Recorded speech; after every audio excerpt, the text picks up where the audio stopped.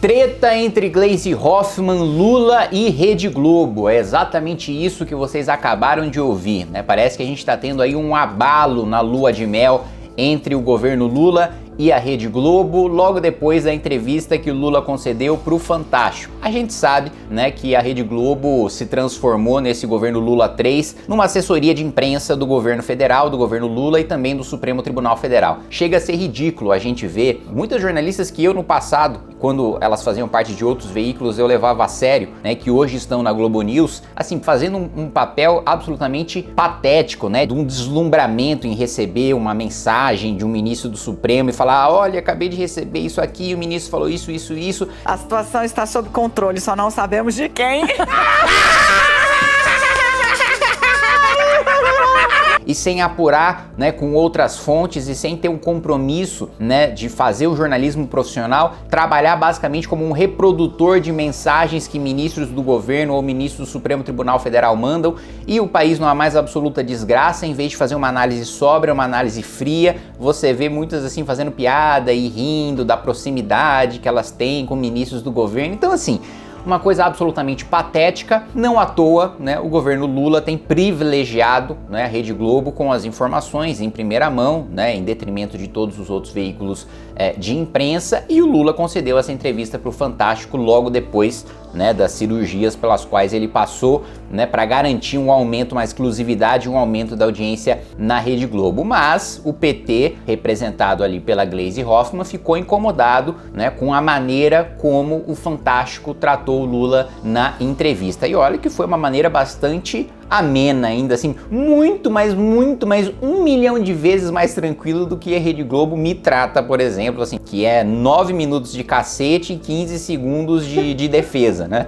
Mas a Gleisi já ficou, o PT hegemônico e autoritário que é, já ficou extremamente incomodado de ter o seu grande Deus, seu grande presidente sendo questionado, né, e sendo desmentido em rede nacional. Nós vamos falar sobre esses problemas no paraíso logo depois que você se inscrever no canal, deixar o seu like, clicar no sininho para receber as notificações, compartilhar esse vídeo, e lembrando também que nós estamos aí colocando de pé a editora Valete. Para isso a gente precisa que você participe do nosso Clube do Livro, receba aí em primeira mão os nossos debates, os nossos novos títulos, os nossos eventos para discutir, né, todas essas leituras, e faça parte também daqueles que vão sugerir temas, autores nacionais e internacionais para a gente firmar parcerias, como a gente já está fazendo, e eu garanto para você que são excelentes parcerias. Nós vamos fazer tudo isso com o seu apoio, com a sua participação. É só você clicar aí no link na descrição. Vamos lá, Gleisi Hoffmann dizendo o seguinte: corrigindo o Fantástico, Lula nunca teve direito à presunção de inocência porque foi processado e julgado por um ex-juiz parcial, não apenas incompetente. E o seu direito de defesa foi cerceado por Sérgio Moro e pelos desembargadores do TRF4, que negaram sistematicamente pedidos de perícia e produção de provas. Ao tentar corrigir Lula e defender seu apoio ao Lava Jato, a Globo esqueceu de dizer que Lula foi condenado por fatos indeterminados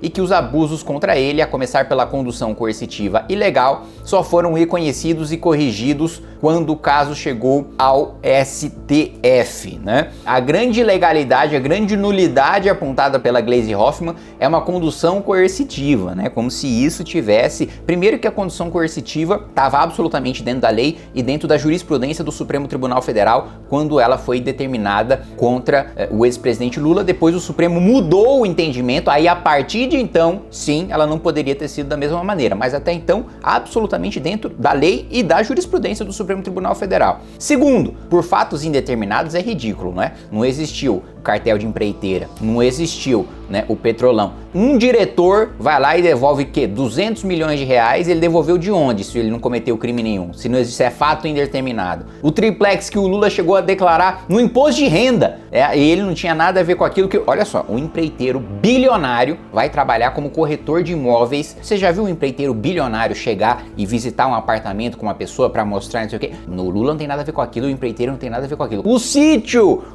que não era do do Lula, né, mas estava lá o registro dos seguranças da presidência da República lá, todos os anos no sítio, com o pedalinho com o nome dos netos, com um quadro enorme com a cara do Lula, com todos os pertences do Lula lá, com o Lula frequentando mais do que a própria pessoa que estava como proprietário no papel, e não aconteceu. Enfim, quando o Lula foi questionado em relação à prisão do Braga Neto, né, ele disse que defende que ele tenha presunção de inocência, que o próprio Lula não teve, e que, se for verdade as acusações, que sejam punidos severamente. Aspas, fiquei chocado. Eu vou te dizer uma coisa. Eu defendo que eles tenham a presunção de inocência que eu não tive. Eu quero que eles tenham todo o direito de defesa. Mas se for verdade as acusações, essa gente tem que ser punida severamente para que sirva de exemplo ao Brasil. Bride questionou se ele não considera que não teve direito de defesa nesse processo todo da justiça, todas as instâncias. Aí Lula responde, veja, eu não tive direito de defesa. Eu não tive. Eu fui preso primeiro, mas depois eu me defendi. Quando o presidente Lula foi preso em 2018, no caso da cobertura no Guarujá, com a participação da defesa dele em todas as etapas do julgamento, na época o entendimento do Supremo Tribunal Federal era de que condenados em segunda instância poderiam ser presos. Esse entendimento mudou em 2019. A prisão voltou a ser apenas depois do processo transitado em julgado e o presidente foi solto. Olha a frase do Lula, eu fui preso primeiro, depois eu me defendi. Falso! Não foi Sérgio Moro, né, que determinou a prisão do Lula. Foi o TRF4, foi a segunda instância, foi depois do esgotamento dos recursos em segunda instância, ou seja, condenado em primeira, não foi preso. Condenado em segunda, não foi preso. Depois que se esgotaram os recursos na segunda instância, aí sim que o Lula foi preso. Quando ele sim, legalmente e constitucionalmente, poderia ter sido preso antes sim. Por quê? Prisão preventiva, como aconteceu com várias pessoas da Lava Jato e como está acontecendo agora com várias pessoas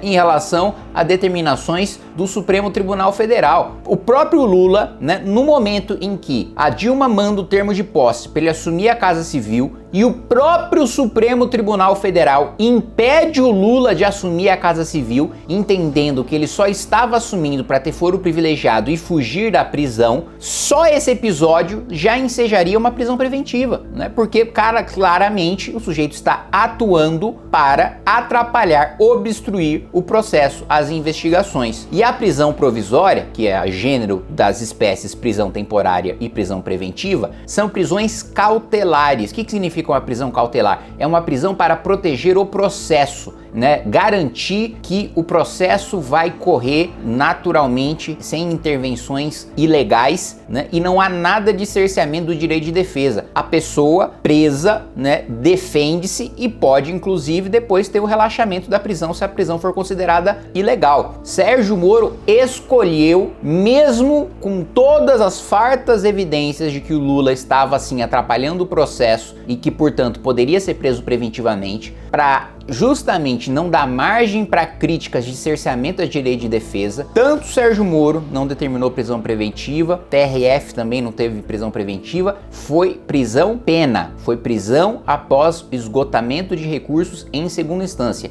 que era o entendimento do próprio Supremo Tribunal Federal. A jurisprudência era a seguinte: na segunda instância acaba a análise de prova, acaba a análise de fato. Depois, no STJ e no STF, analisa-se apenas o direito. Se todos os fatos já foram analisados, a presunção de inocência está relativizada, porque eu já analisei, já sei que o sujeito é culpado, que ele cometeu aquele crime, que o crime aconteceu e que aconteceu por causa daquela pessoa. Depois a gente vai discutir questões de direito, mas as questões de direito não impedem que o sujeito já esteja preso, porque as questões de fato já foram vencidas. Aí o Supremo casuisticamente muda esse entendimento e solta o Lula e outros presos na Lava Jato, que aí ficaram recorrendo até prescrever, morreu, o Estado perde o direito de te punir, porque demorou demais para punir, e aí acabou, né? Então, assim, primeiro, a boa notícia de uma faísca, né, um início de briga entre o PT e a Rede Globo, que é uma briga de vilão contra vilão, que eu quero que os dois vençam, ou melhor, que os dois percam.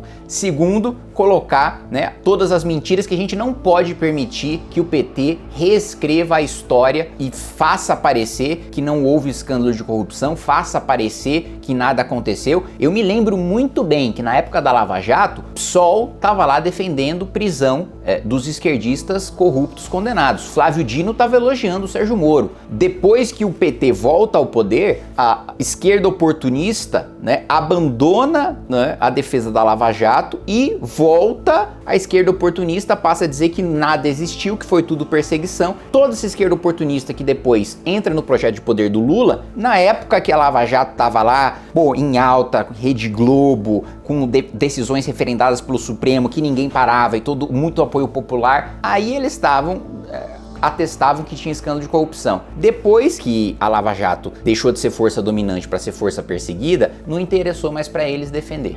Já vão tarde, bando de mala. Bom, eu tô muito tranquilo com a minha consciência em relação a isso, porque sempre defendi a coerência, independentemente daquilo que eu esteja defendendo, tá em alta, tá em baixa, tá popular, tá impopular. Em relação à coerência, eu tenho mais absoluta tranquilidade dos meus posicionamentos. Fala pessoal, o negócio é o seguinte, é fundamental que você se inscreva no Clube MBL para receber os bastidores de Brasília antes dos veículos de imprensa. Você vai saber o que acontece no judiciário, no executivo, no legislativo, antes de qualquer pessoa, e vai ter acesso a todos os nossos documentários, mini documentários e votações internas do MBL. É só clicar aqui no link que você vai conseguir assinar.